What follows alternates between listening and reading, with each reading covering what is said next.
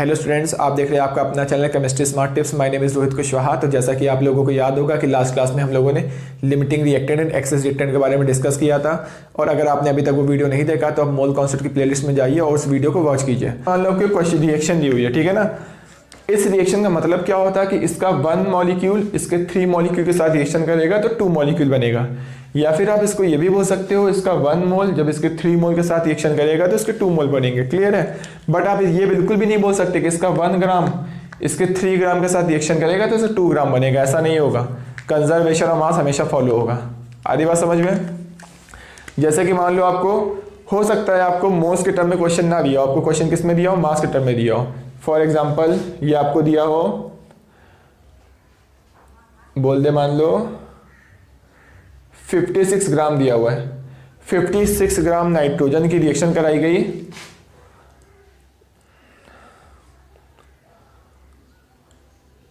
24 gram hydrogen से। Clear है। तो आपको बोलेगा 56 ग्राम नाइट्रोजन की रिएक्शन 24 ग्राम हाइड्रोजन से कराई गई, बताओ कितने ग्राम अमोनिया फॉर्म होगा। तो सबसे पहली कंडीशन है, इस रिएक्शन का मतलब मास में बिल्कुल भी नहीं होता है। तो पहले जो भी दिया उसको क्या करो, मोल में कन्वर्ट करो। तो मोल में कन्वर्ट देखो कैसे करोगे। तो यहाँ देखो मास दिया हो, मास को मोलर मास से डिवाइड कर दो। इसका मोलर मास कितना होता है, 28 होता है।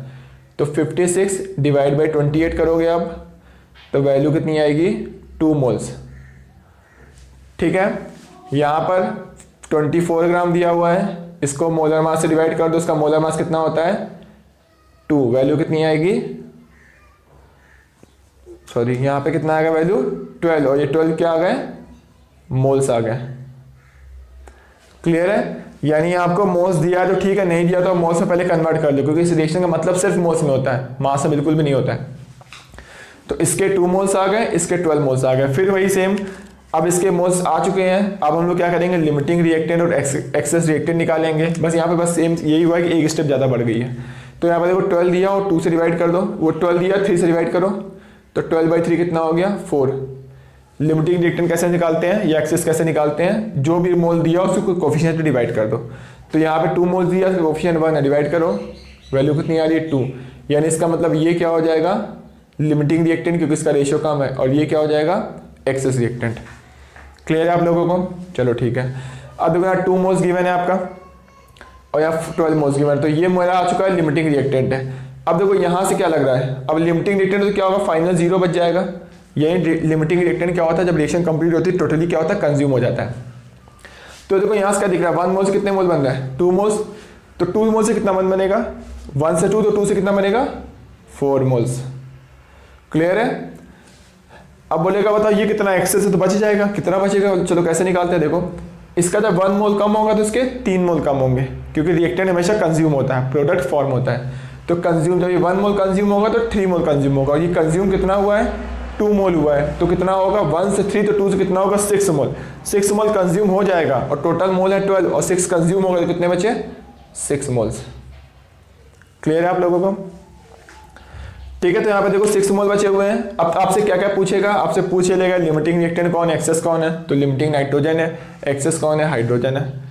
क्लियर है। बोलेगा एक्सेस अगर हाइड्रोजन है तो कितने मोल हाइड्रोजन के बचे हुए हैं, 6 मोल बचे हुए हैं। कितने मोल रिएक्शन कर गए, 6 मोल रिएक्शन कर गए, क्योंकि 12 मोल थे और 6 मोल रिएक्शन कर गए, 6 मोल बचे हुए हैं।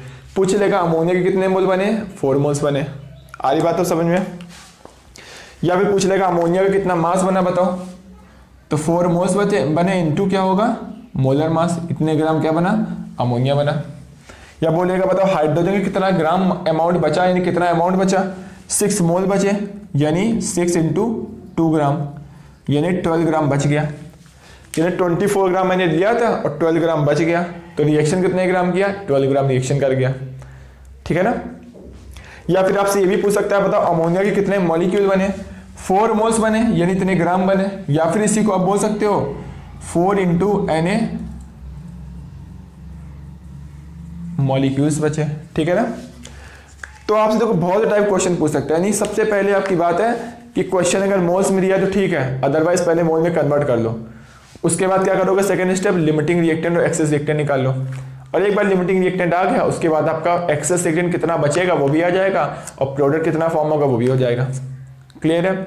अब इसी को ऊपर देखो हम लोग बहुत सारे क्वेश्चन सॉल्व करने जा रहे हैं। और उसके पहले मैं आपको ये बताना चाहूँगा कि अभी तक मुझे लगता है कि आपको क्लियर हो गया होगा। अगर फिर भी अभी आपको ये वाली थ्योरी क्लियर नहीं है तो प्लीज़ आप कमेंट करके जरूर पूछ लीजिएगा, ठीक है ना। और आपको कैसे टाइप के क्वेश्चंस करना पसंद है तो बोलिएगा, मैं कमेंट करके बताइएगा, मैं वैसे टाइप के क्वेश्चंस आपके लिए डिस्कस कर दूंगा, ठीक है ना। Thank you. तो बच्चों लोग एक और अच्छा सा क्वेश्चन सॉल्व करते हैं। जैसे कि देखो क्वेश्चन लिखा हुआ है व्हाट क्वांटिटी ऑफ लाइमस्टोन, ठीक है, ऑन हीटिंग विल गिव इतने केजी ऑफ CaO।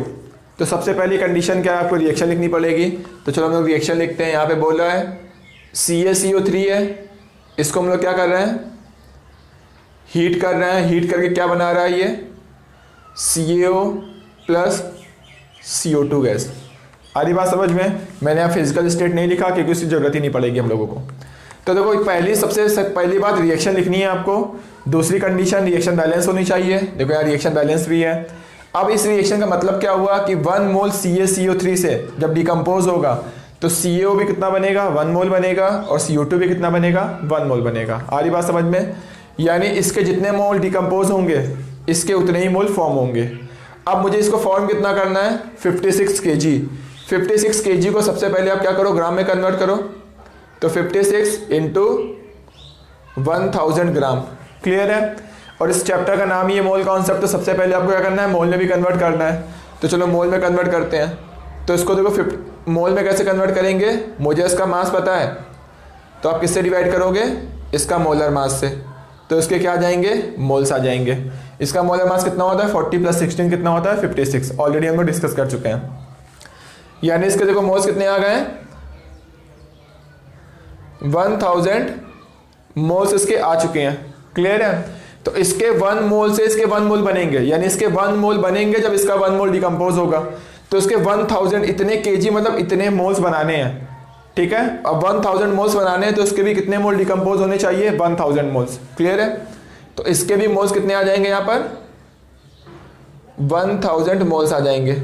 अब मोल्स आ गए तो मुझे मास निकालना पड़ेगा क्योंकि यहाँ पे क्वांटिटी मतलब मास पूछा गया है। तो मोल से मास कैसे निकालेंगे, अगर किसी को भी मोल्स पता है तो क्या किसका मल्टीप्लाई कर दो, इसके मोलर मास का मल्टीप्लाई कर दो। और इसका मोलर मास कितना होता है, 40 + 12 + 48 100 होता है। यानी इसको ये इतने ग्राम आ गया। अब आंसर ग्राम में नहीं पूछा गया है, आप ध्यान से देखो आंसर किसने पूछा गया है, केजी में। तो इस ग्राम को हम लोग केजी में कन्वर्ट करना पड़ेगा। तो कितने केजी आएगा, 100 ग्राम को 1 kg बोलते हैं तो इसको हम लोग बोलते हैं 100 kg। आ रही बात समझ में। 100 kg देखो हम लोग को आंसर है और 100 kg आंसर आना भी चाहिए था। तो यानी कि आप 100 kg CaCO3 लोगे तो आप यहाँ पर 56 kg CO बन जाएगा यहाँ पर डिकम्पोज होके। आ रही बात समझ में। अगर आपको अभी भी समझ में नहीं आ रहा तो प्लीज़ कमेंट करके आप पूछ लीजिए। अब आप क्वेश्चन नोट कर लीजिए।